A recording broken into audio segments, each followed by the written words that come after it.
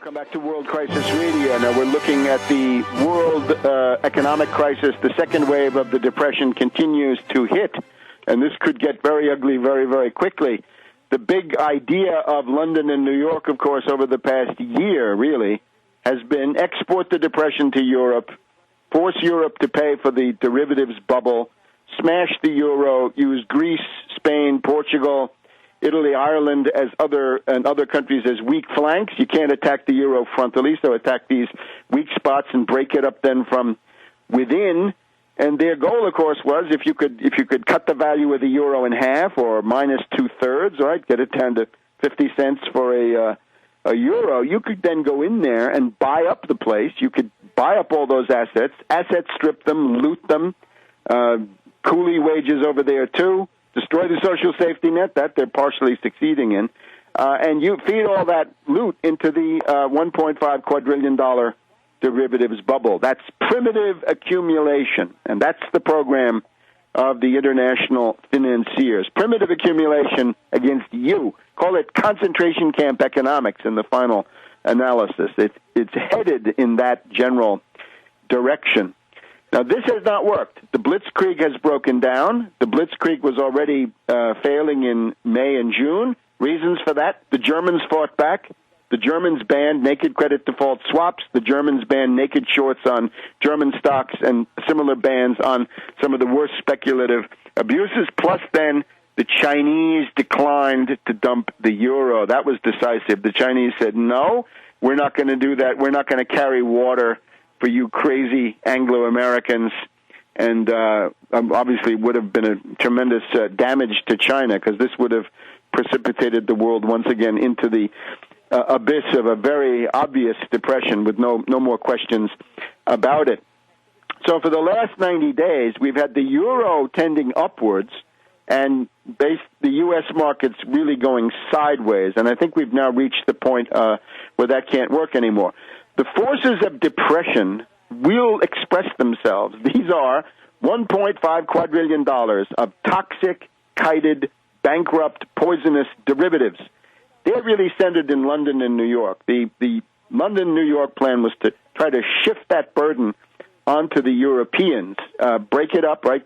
Get the euro to break up, and then if you had a devalued drachma or a devalued peseta, you can go in there and buy up whatever assets are there for a few pennies on the dollar. So that didn't work. Now where are we? Who's going to be bankrupt in September, October, right? We're looking towards that September, October payments deadline. It's always the cruelest month, right? October 1929, October 1987, and we've just had it September, October, November of 2008. We're getting reports that Bank of America and Citibank are getting to the end of the line.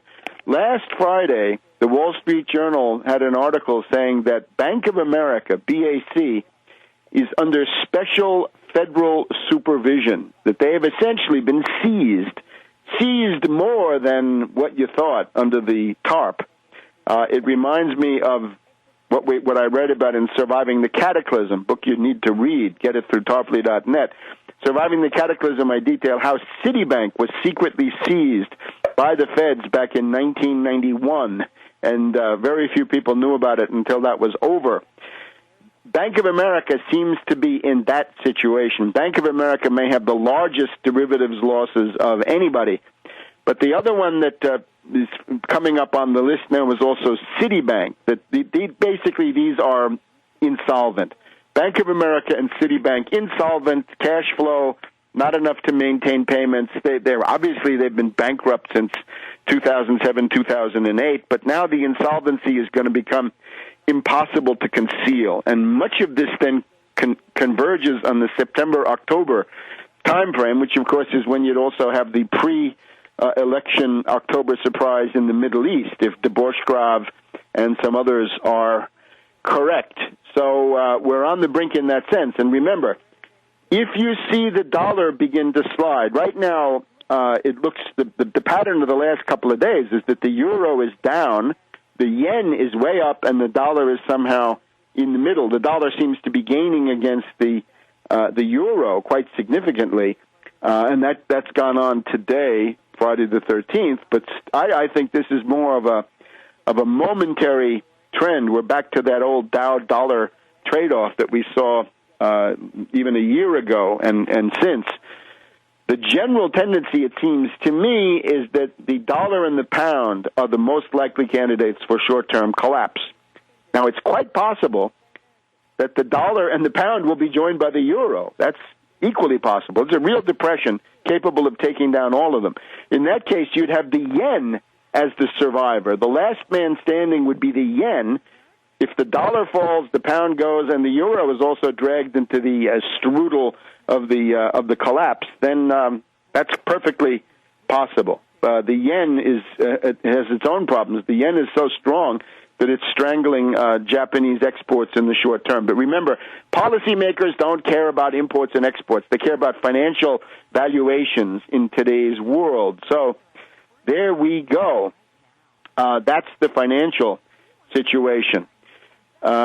Now, in terms of Obama's politics, General Petraeus has opened up the fateful question of the Afghanistan timeline. He's already saying he wants more time. This is laying the basis for a presidential campaign against the appeaser and weakling Obama. We've had this strange attack by Robert Gibbs against the professional leftists. Really interesting. It's the night of the long knives in milder form on the installment plan, I guess you'd say. Because, of course, it's the professional leftists. It's the Daily Kos, Huffington, MSNBC. Those were the shock troops that gave Obama victory in the Democratic primaries, and those were his most fanatical deployments in the entire 2008 campaign. So Gibbs now comes out and says these people need to be drug tested. They think Obama and Bush are the same thing. They're crazy. And so forth. So there's been a wave of revulsion and anger and resentment against that coming out of those same circles. Obama's poll standings collapsed. Really, he's below 50%. He's really approaching 40% in many of these polls. However, at the same time, notice that the Republican Party has just registered its lowest approval rating in history in a Wall Street Journal poll. So whatever happens in November, and it's likely to happen, that people vote Republicans in, this is not saying we want the Republican program.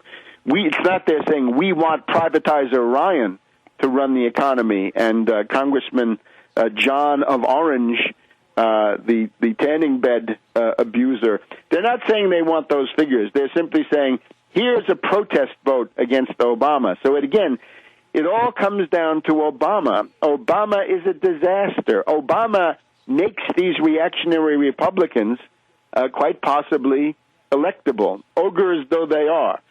Compared to Obama, even an ogre has a chance at the polls. So what Obama is doing is taking this once-in-a-generation opportunity for a party realignment, and he's squandering it. Now, people have got to realize this.